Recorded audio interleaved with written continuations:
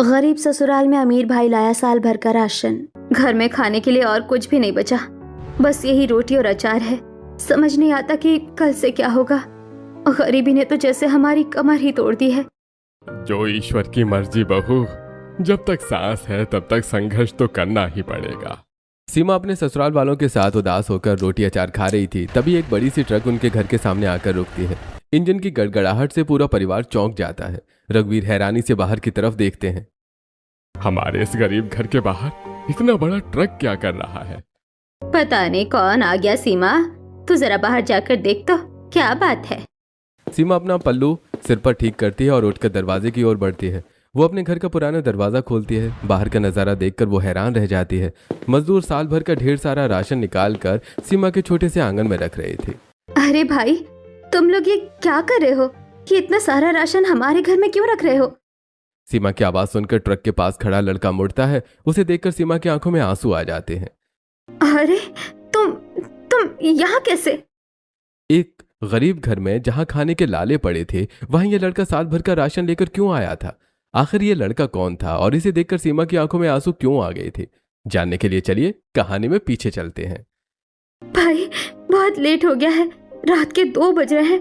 अब तू सो जा, सुबह स्कूल भी तो जाना है। कमरे के एक कोने में एक छोटी सी टेबल पर शिवा पढ़ाई कर रहा था। दूसरी तरफ सीमा फर्श पर एक फटी हुई दरी बिछाकर अपना बिस्तर लगा रही थी। रात बहुत गहरी हो चुकी थी। नहीं दीदी, बस थोड़ा सा और, आप सो जाओ। आपको सुबह बहुत सारा काम होता है, मुझे ये चैप्टर पूरा करना है। अपना ख्याल भी तो रखना जरूरी है मेरे भाई। तू सोएगा नहीं तो बीमार पड़ जाएगा। दीदी, आप मेरे लिए कितनी मेहनत करती हो। अगर मैं ठीक से पढ़ाई नहीं करूंगा तो आपका सारा संघर्ष बेकार हो जाएगा। मुझे बहुत मेहनत करनी है ताकि मैं आपको इस गरीबी से निकाल सकूं। दोनों भाई बहन आपस में बात कर ही रहे होते हैं कि तभी शोभा अचानक उनके कमरे के दरवाजे पर बहुत जोर से धक्का मारती है और गुस्से से तमतमाती हुई अंदर आती है। दोनों बुरी तरह से डर जाते हैं। इतनी रात गए, तुम दोनों ने क्या कहानी शुरू कर रखी है? तुम लोगों को सोना नहीं है क्या? मुफ्त की बिजली जलाकर बैठे हो। चुपचाप लाइट बुझाओ और सो जाओ। चाची, हम लोग बात नहीं कर रहे थे। शिवा पढ़ाई कर रहा था। बात हो गई पढ़ाई। पढ़ाई के नाम पर मेरी बिजली का बिल बढ़ाने की जरूरत नहीं है। अब अगर तुम दोनों ने लाइट चालू की तो मैं तुम्हें घर के बाहर फेंक दूंगी। शोभा बड़बड़ाते हुए और गालियां देते हुए कमरे से बाहर चली जाती है।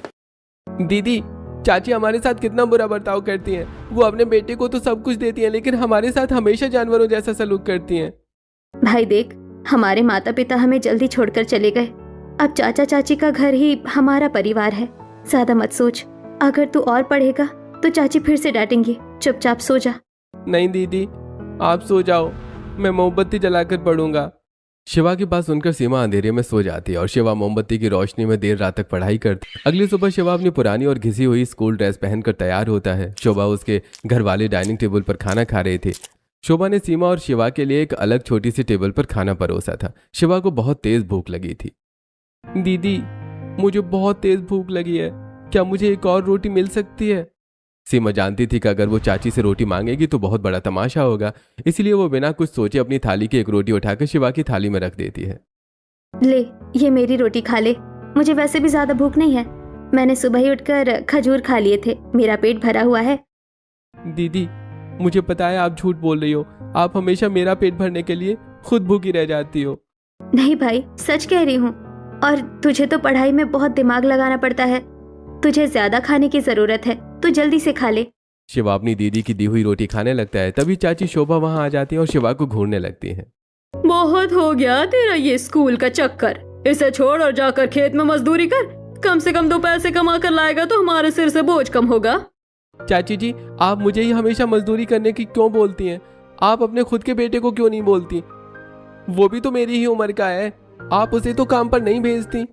ये सुनते ही शोभा आग बबूला हो जाती है। तेरी इतनी हिम्मत! मेरे ही घर की मुफ्त की रोटियां तोड़ रहा है, मेरे ही एहसानों पर पल रहा है और मुझे ही पलट कर जवाब दे रहा है। शोभा और शिवा की बहस होने लगती है। शोर सुनकर चाचा मनोज बाहर आ जाते हैं। क्या बात है शोभा, सुबह सुबह क्यों चिल्ला रही हो? देखिए अपने इस भतीजे को, मैं इसे खेत में काम करने को बोल रही हूँ तो ये मुझसे जुबान लड़ा रहा है। मेरे बेटे से अपनी बराबरी कर रहा है। मुझे माफ कर दीजिए चाची जी, वो अभी बच्चा है, उसे समझ नहीं है।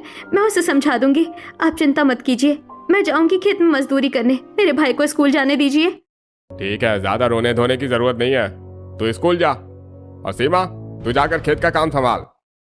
नहीं दीदी, मैं काम पर जाऊंगा। नहीं, तू सिर्फ पढ़ाई करेगा, जा स्कूल।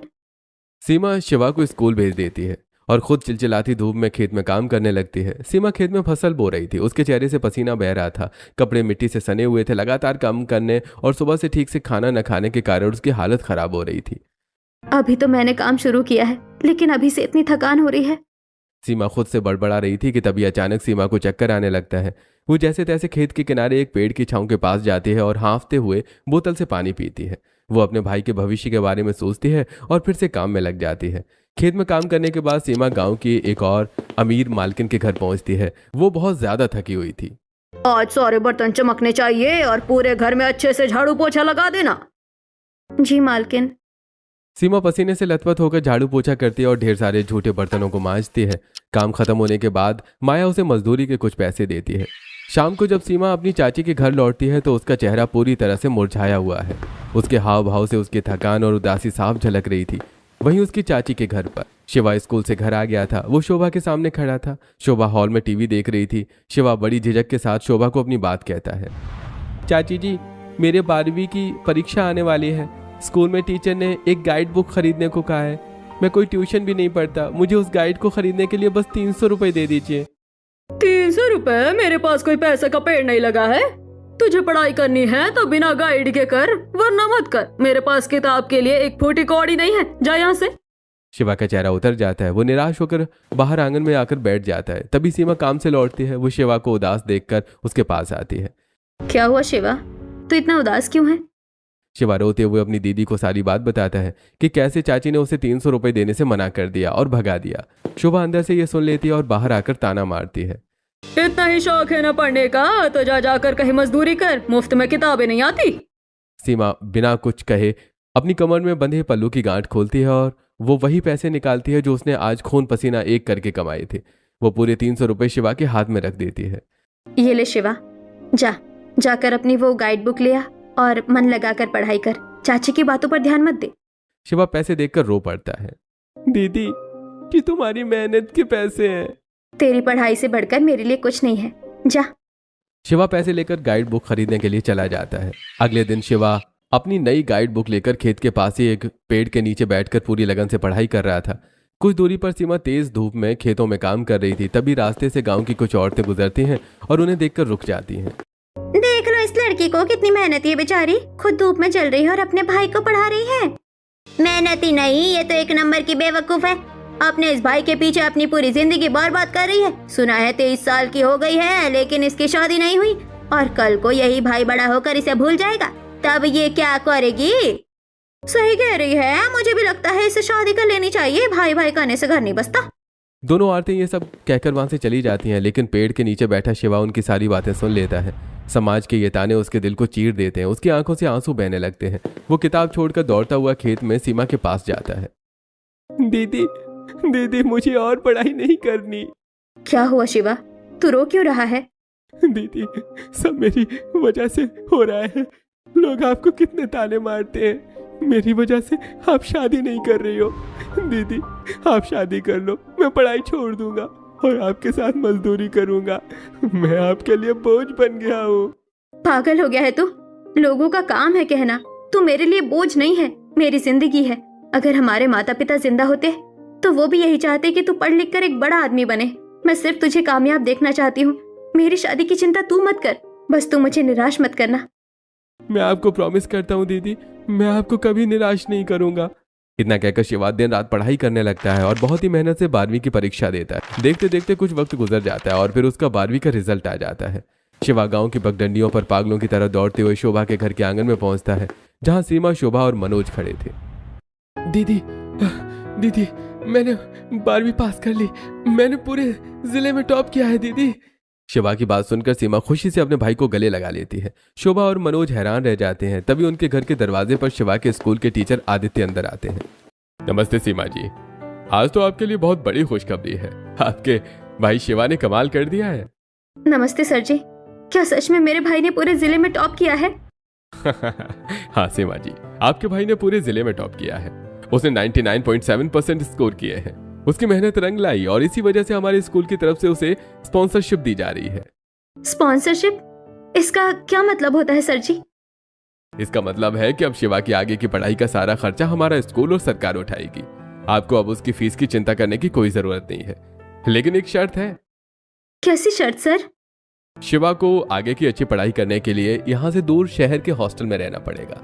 वहीं रहकर उसे अपनी पढ़ाई पूरी करनी होगी, क्योंकि गांव में वो सुविधाएं नहीं है जो उसे एक कामयाब इंसान बना सके।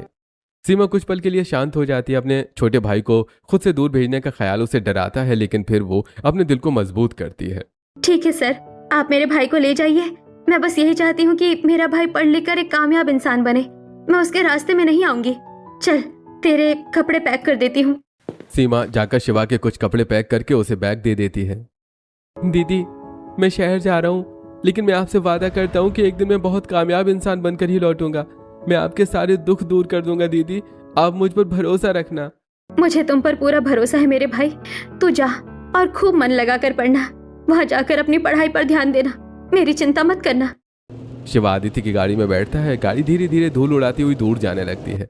सीमा रोते हुए अपने भाई को अपने से दूर जाते देखती रहती है, जब तक कि गाड़ी आंखों से ओझल नहीं हो जाती। हे भगवान, मेरे भाई का ख्याल रखना। वो मुझसे पहले कभी इतना दूर गया नहीं है। शिवा के जाने के कुछ दिन बाद शोभा कुछ नए लेकिन भड़कीले कपड़े लेकर सीमा के कमरे में आती है और बहुत ही निर्दयता से उन कपड़ों को सीमा की तरफ फेंकती है। सीमा, ये कपड़े ले और पहन कर तैयार हो जा जल्दी से, आज तुझे देखने के लिए लोग आ रहे हैं। क्या बात है चाची जी, कौन आ रहा है मुझे देखने? तेरा भाई तो नवाब बनने शहर चला गया। अब तू यहाँ मुफ्त की रोटियां कब तक तोड़ेगी हमारे घर में? एक बहुत अमीर आदमी का रिश्ता आया है तेरे लिए। जा, तैयार हो जा, और वो बाहर बैठा है। सीमा झिझकते हुए दरवाजे की दरार से बाहर झांकती है। बाहर एक अधेड़ उम्र का लगभग 50 साल का आदमी बैठा था, जिसके बाल सफेद थे। लेकिन चाची, जो आदमी बाहर बैठा है वो तो अधेड़ उम्र का है। वो तो 40-50 साल का लग रहा है। वो तो मेरे पिताजी की उम्र का है। मैं उस बुढ़े से शादी नहीं कर सकती। तभी चाचा मनोज गुस्से में तमतमाता हुआ अंदर आता है। क्या कहा तूने? शादी नहीं करेगी? अरे तेरी हिम्मत कैसे हुई हमें मना करने की? सगी भतीजे के नाम पर तू हमारे गले पड़ी है। बेशरम, हमें सिखाएगी कि किससे शादी करनी है और किससे नहीं? तेरा भाई तो शहर जाके बैठ गया और तुझे हम जिंदगी भर पाले। सीमा जमीन पर गिरकर रोते हुए अपने चाचा चाची के सामने हाथ जोड़ती है। चाची, मुझे मत मारिए, छोड़ दीजिए। मैं आपके पैर पड़ती हूँ। मैं उस आदमी से शादी नहीं करूंगी, चाहे आप मेरी जान ले ले। नहीं करेगी शादी? तो सुन ले, आज से तेरा इस घर में रहना हराम कर दूंगा। शोभा और मनोज दोनों मिलकर सीमा को बेतहाशा पीटते हैं। उसके बाद के दिनों में शोभा सीमा से घर का सारा काम करवाती है। झाड़ू पोछा, बर्तन और तो और खेतों में भी जानवरों की तरह सीमा से काम करवाया जाता है। रात को जब वो दूसरों के घर काम करके कुछ पैसे लाती हैं तो ओ महारानी, ये पैसे लेकर कहाँ चली? पैसे मुझे दे। शोभा झपट कर सीमा के पैसे छीन लेती है। फिर भी सीमा चुपके से कुछ पैसे छुपा लेती है। फिर वो अपने कमरे में जाती है और रात के अंधेरे में एक छोटे से डिब्बे में चिल्लर छुपाते हुए खुद से बातें करने लगती है। ये पैसे मेरे शिवा के काम आएंगे। उसे शहर में कुछ जरूरत पड़ गई तो मैं उसे भेज दूंगी।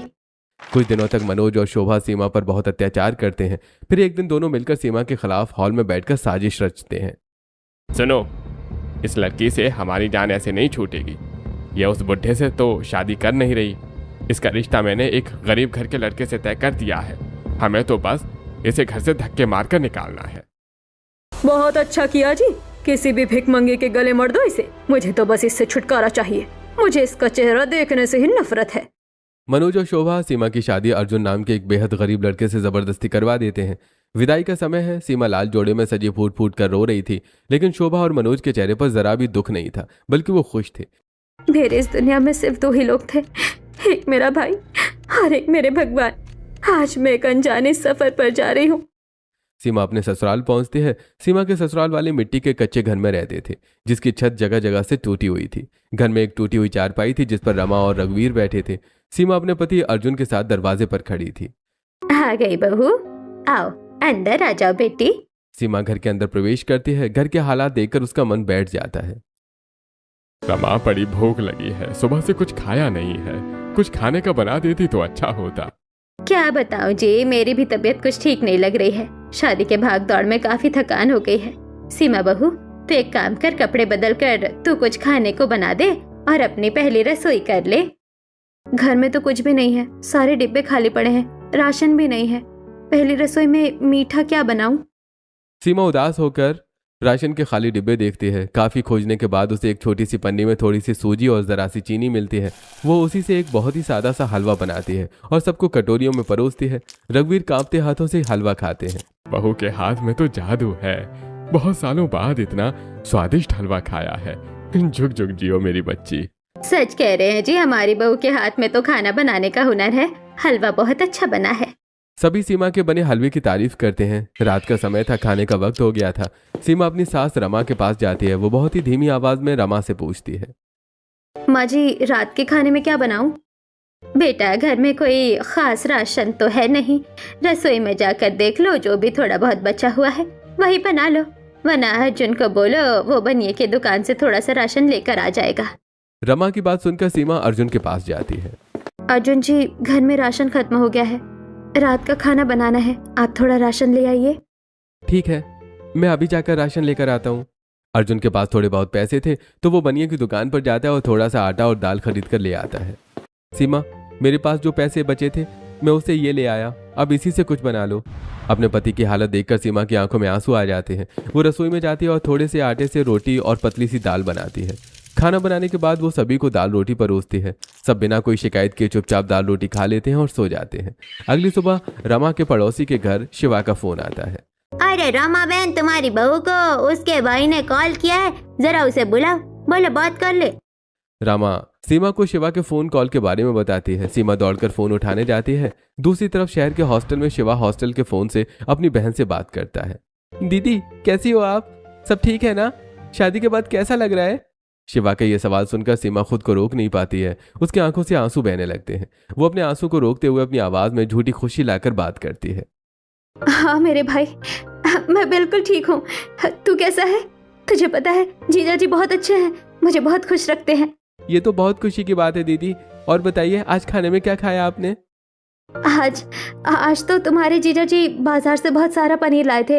मैंने बहुत ही स्वादिष्ट पनीर की सब्जी, पूरी और पुलाव बनाया था। हमने छक कर खाया।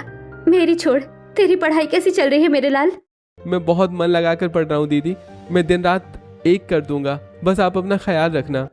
सीमा शिवा से फोन पर झूठ कहती है ताकि शिवा बिना उसकी चिंता किए पढ़ाई पर ध्यान दे। थोड़ी देर बात करने के बाद फोन कट जाता है। फोन रखने के बाद शिवा अपने कमरे में जाकर एक छोटे से टेबल पर अपनी किताबों के बीच सिर गड़ाए पढ़ाई करने लगता है। तभी उसके दो दोस्त कमरे में आते हैं। अरे शिवा, तू क्या किताबी कीड़ा बन के बैठा रहता है यार? जब देखो पढ़ता रहता है, दिमाग खराब हो जाएगा तेरा। अरे चलना यार, हम सब आज शहर के नए रेस्टोरेंट में पार्टी करने जा रहे हैं। तू भी चल हमारे साथ, थोड़ा एंजॉय कर ले।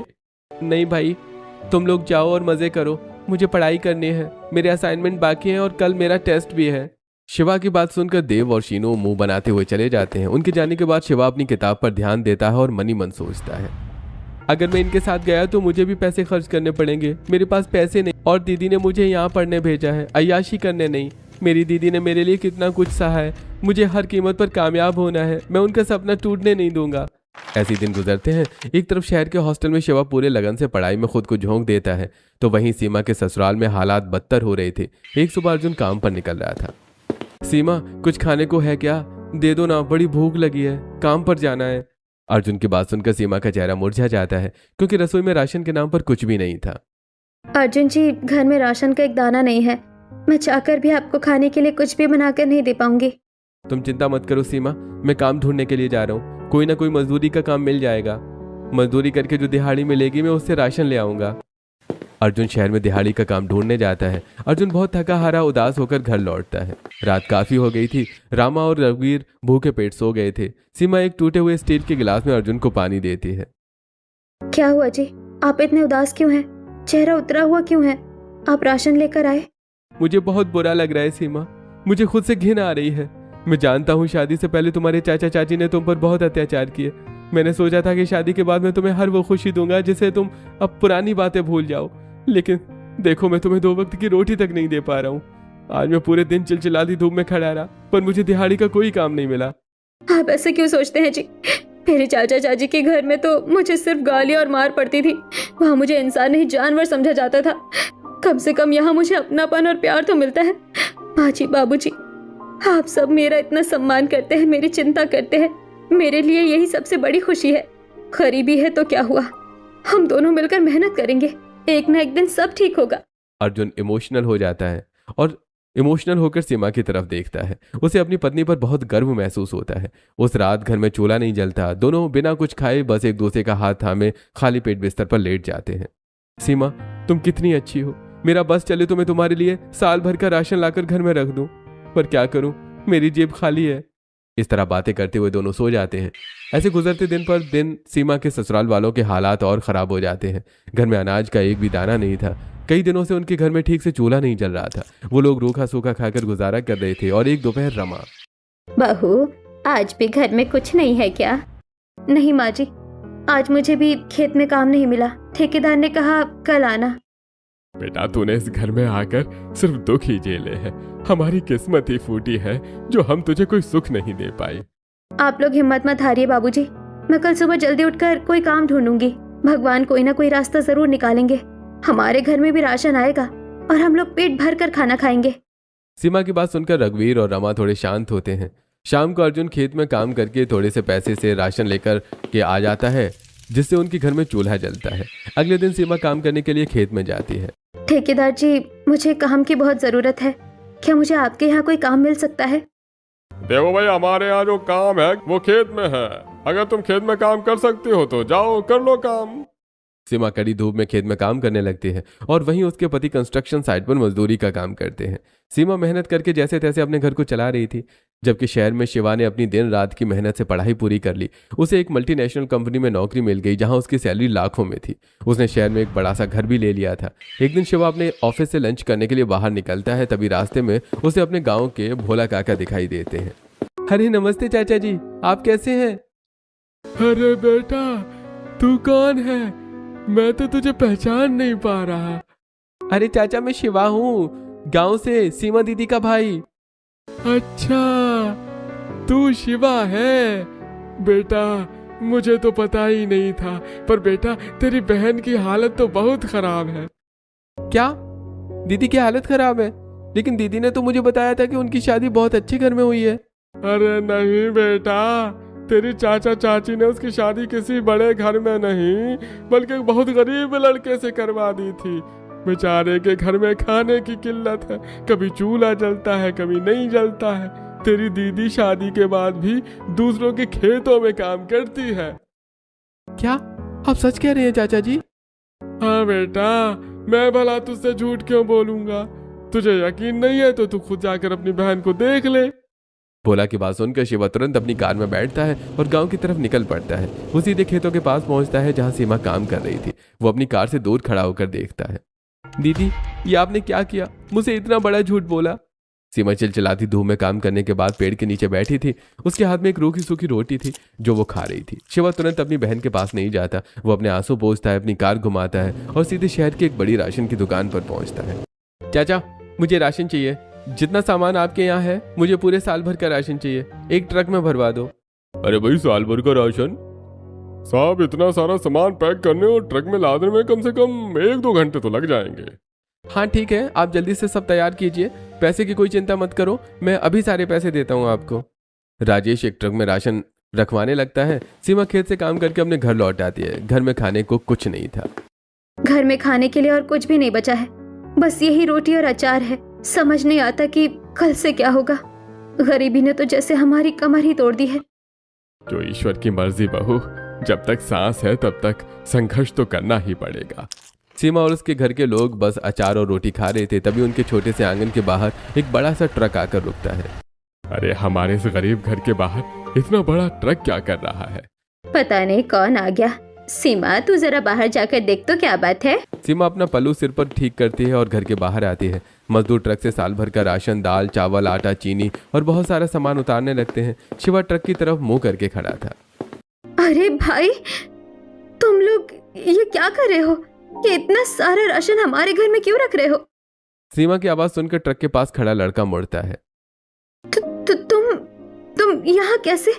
बेटा सीमा, ये सब क्या हो रहा है और ये सूट वुड वाला लड़का कौन है? माँ जी, ये मेरा भाई है। दीदी, मैंने आपका सपना पूरा कर दिया। मैं आज एक कामयाब इंसान बन गया हूँ। मेरी महीने की सैलरी लाखों में है और ये सब सिर्फ और सिर्फ आपकी वजह से हुआ है। परिवार वाले राशन और शिवा की बातें सुनकर बहुत खुश होते हैं, लेकिन शिवा अचानक थोड़ा नाराज हो जाता है। दीदी, आपने मुझसे इतनी बड़ी बात क्यों छुपाई? आपने मुझे क्यों नहीं बताया कि चाची ने आपकी शादी जबरदस्ती करवाई है? आपने मुझसे झूठ क्यों कहा? भाई, मेरी शादी तो हो चुकी थी, जो होना था वो हो गया था, लेकिन मैं चाहती थी कि तू अच्छे से पढ़ लिख कर कुछ बन जाए। अगर मैं तुझे अपनी गरीबी और तकलीफ बता देती तो तू सब कुछ छोड़कर मेरे पास आ जाता। मैं तेरा भविष्य खराब होते हुए नहीं देख सकती थी। जो हुआ सो हुआ, लेकिन अब मैं आपकी आंखों में एक भी आंसू नहीं आने दूंगा। दीदी, आप कहती थी ना कि जब मैं आऊंगा तो मुझे पनीर खिलाओगी। चलो, आज मुझे पनीर बनाकर खिलाओ। मैंने बहुत सारा पनीर भी मंगवाया है। सीमा और उसके ससुराल वाले साल भर का सारा राशन देखकर बहुत खुश होते हैं। सीमा रसोई में जाती है और पनीर की सब्जी, राजमा, छोले, चावल, फ्राइड राइस और मीठे में खीर, रसगुल्ले, काफी कुछ बनाती है। शिवा और सीमा के ससुराल वाले खाना खाते हैं। भगवान तेरा भला करे बेटा, आज पहली बार हमने इतना अच्छा खाना खाया है। अरे देखो सीमा, आज तुम्हारी इतने सालों की मेहनत रंग लाई, तुम्हारा भाई कामयाब हो गया। हाँ जी। सीमा के ससुराल वाले पहली बार उसके भाई के लाए साल भर के राशन की वजह से खाना अच्छा खाते हैं। रात में खाने खाने के बाद सभी सो जाते हैं। अगले दिन शिवा अर्जुन के पास आता है। जीजू, चलिए आज से आपकी भी जिंदगी बदलेगी। मैं शहर में आपकी नौकरी लगवा देता हूँ। दीदी ने मुझे बताया था कि आप 10वीं क्लास तक पढ़े हुए हैं, आपको बहुत अच्छी नौकरी मिल जाएगी। आप मेरे साथ शहर चलिए। शिवा अपने बैग से एक बहुत ही बढ़िया और नया सूट निकालता है और उसे अर्जुन को पहनाने के लिए देता है। ये लीजिए जीजू, इसे पहनकर तैयार हो जाइए। अर्जुन शिवा का सूट पहनकर बाहर आता है। वो बिल्कुल अलग और आत्मविश्वासी लग रहा था। सीमा अपने पति को इस सूट में देखकर बहुत खुश होती है और प्यार से मुस्कुराती है। इस सूट में तो आप बहुत जच रहे हैं जी। सीमा के मुंह से तारीफ सुनकर अर्जुन खुश होता है। शिवा अर्जुन को अपने साथ शहर ले जाता है और अर्जुन को अपनी पहचान से एक अच्छी नौकरी दिला देता है, जहां उसकी महीने की सैलरी 30,000 रुपए तय होती है। अर्जुन नौकरी करने के बाद घर आता है। सीमा, माँ जी, बाबू जी, मेरी नौकरी लग गई। अब हमें किसी भी चीज के लिए तरसना नहीं पड़ेगा। मैं भी आप लोगों के लिए साल भर का राशन लेकर आऊंगा। अर्जुन की नौकरी की खबर सुनकर घर में सभी खुश थे। अर्जुन को नौकरी करते हुए 1 महीना हो चुका था। अब सीमा और अर्जुन ने मिलकर शहर में ही एक अच्छा सा पक्का मकान ले लिया था। घर में एक बड़ा सा डाइनिंग टेबल लगा है। पूरा परिवार डाइनिंग टेबल पर बैठकर आराम से खाना खा रहा है। बेटा शिवा, आज तेरी वजह से हमारी जिंदगी पूरी तरह से बदल गई है। नहीं आंटी जी, मेरी वजह से नहीं, ये सब मेरी दीदी की वजह से हुआ है। अगर उन्होंने इतना संघर्ष करके भूखे रहकर मुझे नहीं पढ़ाया होता तो मैं आज कभी कामयाब इंसान नहीं बन पाता। शिवा की बात सुनकर सीमा की आंखों में खुशी के आंसू झलक आते हैं। वो अपनी जगह से उठती है और अपने भाई शिवा को प्यार से गले लगा लेती है। सीमा फिर से एक बार अपने भाई के लाई साल भर के राशन से अच्छा अच्छा खाना बनाती है और सभी खुशी से खाना खाते हैं।